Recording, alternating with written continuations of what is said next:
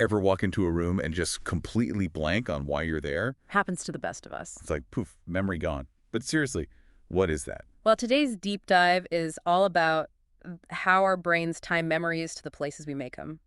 Context-dependent memory, it's called. So not just what we remember, but where we were when it happened. Exactly. And we've got research galore to unpack this. I'm talking about, like, the nitty-gritty of how our surroundings get all tangled up with our memory. I am so ready to untangle this. Let's get into it. What's the starting point for all this? Encoding specificity. Big word. Simple idea.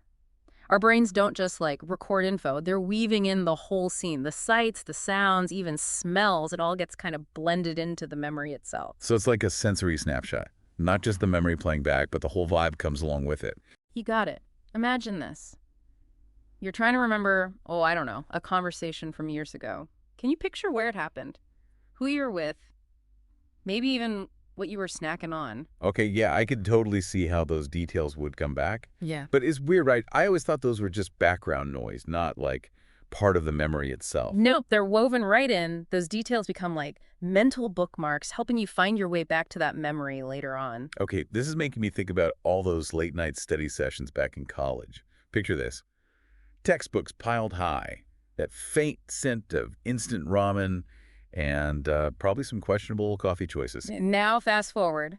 Years later, you walk into a room that's got that same kind of vibe, maybe even just a whiff of ramen, and boom, those memories come flooding back. It's like my brain goes, wait, I know this place. Got some memories filed under ramen-fueled all-nighter over here. But seriously, how does that actually work? Is there like a part of my brain that's keeping track of all these context-linked memories? There is, and it's a VIP in the memory world, the hippocampus. Hippocampus, okay. So it's like the brain's librarian, but instead of Dewey Decimal, it's sorting by chaotic dorm room. Yeah. And that one time I aced a test after eating pizza. You're getting it.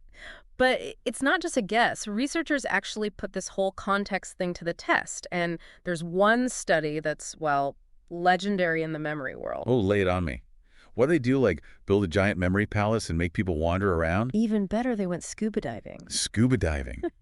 For science. Yeah. Okay, now I need to hear more. It's called the Godin and Baddeley study, done back in '75. They had a bunch of scuba divers learn a list of words, but here's the thing.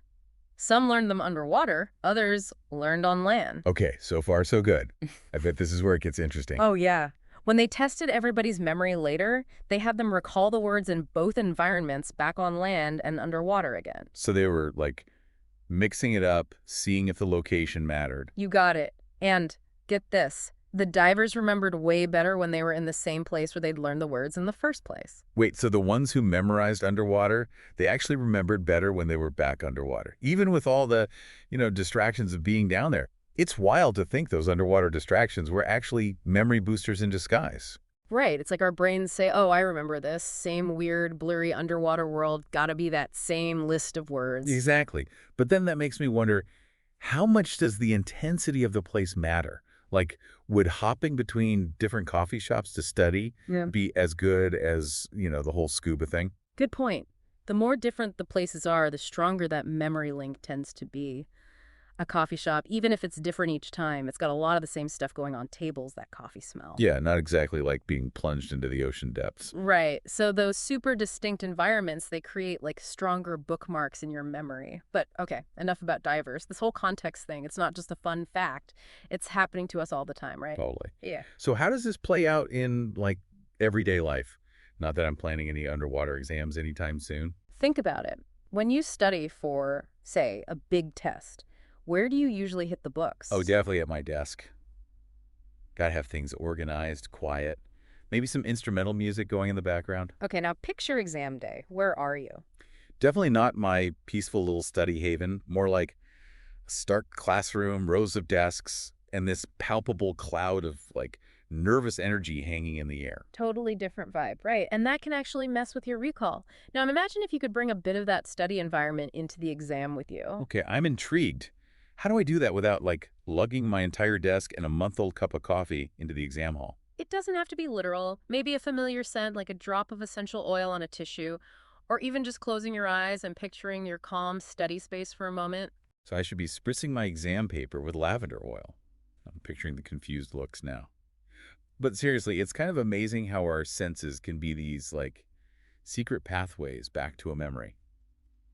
And hey, this isn't just about acing tests, right? You mentioned lost keys earlier. Oh, yeah, the dreaded lost keys. Yeah. Often it's not that the memory's gone, you just need the right cue to unlock it. Next time you're in that panicked where are my keys mode, try retracing your steps, literally. Go back to where you last remember having them. So like a mental Find My Phone app, but instead of GPS, it's all about those sensory cues from that moment. But we've been talking a lot about the outside world. What about our internal world? Do our emotions get wrapped up in this whole memory web too? So we've talked about how our surroundings can be like memory triggers, but what about what's going on inside our heads? Do our emotions get all tangled up in those memories too? Oh, absolutely. Remember how we talked about our brains weaving in sights and sounds into memories? Emotions, they're in that mix too. Right, it's like I can't hear a certain song without being taken back to, like high school dances and teenage angst. Music is such an emotional time machine. You said it. So let's say you're learning something new and you're in a good mood, feeling positive, that good feeling, it gets kind of packaged right in with the information. Later on, if you can tap back into that same kind of mood, it can actually help you remember better. So it's like good vibes for better recall. Sign me up. Well, it's not quite that easy, but there's definitely something to be said for creating positive associations with learning.